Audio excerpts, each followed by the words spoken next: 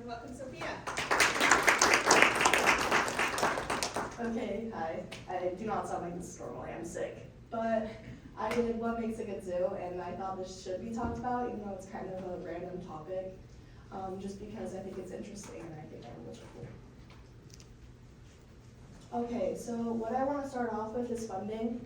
A lot of zoos, you kind of wonder, like, how did they get there? Like, why does it matter? A lot of it goes into funding, like merch, food. I feel like if any of you guys have been to the zoo, it's really expensive. There's also a ton of oh my gosh, I can't talk.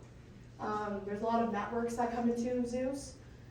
Here are some examples. I don't need to name all of them, but some of the ones I think that are cool are the WFF International. This one helps with aquariums and zoos, which I think is super cool and super important to talk about, because when you go to the zoo, you aren't really thinking about how this can impact the animals, and if there isn't a lot of funding, their habitats can get run down, and overall their health can be overturned, and it's just not a good experience to go to a dirty zoo.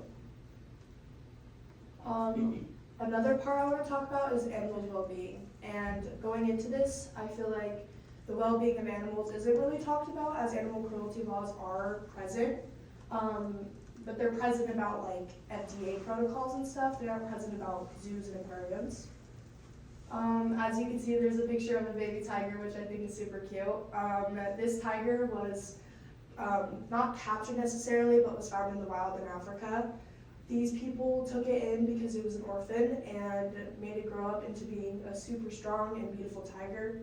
However, since it was taken from the wild at such a young age, it could never go back into the wild, as if it would just die. But the reason I think this is super important to talk about is that animals sometimes, this situation sometimes happens, and it just is important to discuss on whether or not it should be in a zoo or not. And for this protocol, I think it should be.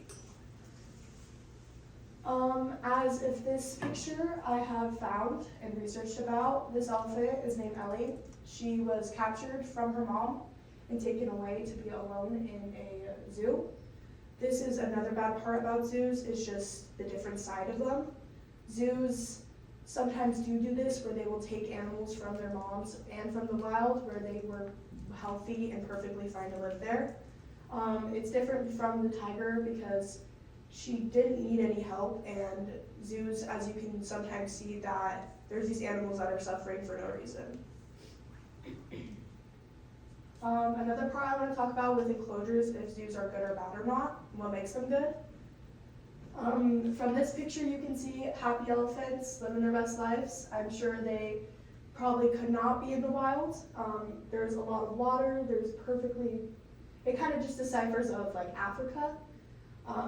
But then when you go to this zoo, there's bears just in a cage. And people just laughing at them and looking at them. So this article is called Beijing Zoo is Horrible and You're Not From Around Here, Are You? Going back to that, I feel like these zoos, if we're gonna have a good zoo, I feel like one of the main things is to make sure the animals are taken care of. And as you can see, the bears are looking like they're having a lot of fun. They have some paintings on the wall, but they're not human, so they don't even know what that is.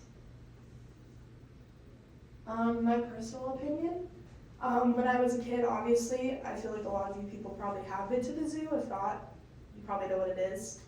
But for my personal opinion, I feel like zoos should not be necessarily a thing. We don't need them. We don't suffice with them. We could go on different activities that wouldn't cause animals harm.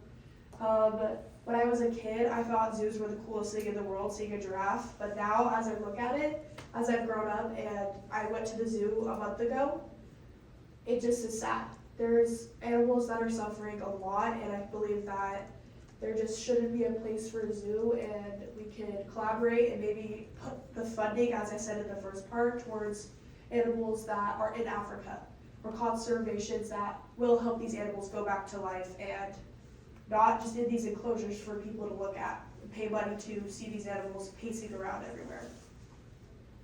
And yeah, thank you.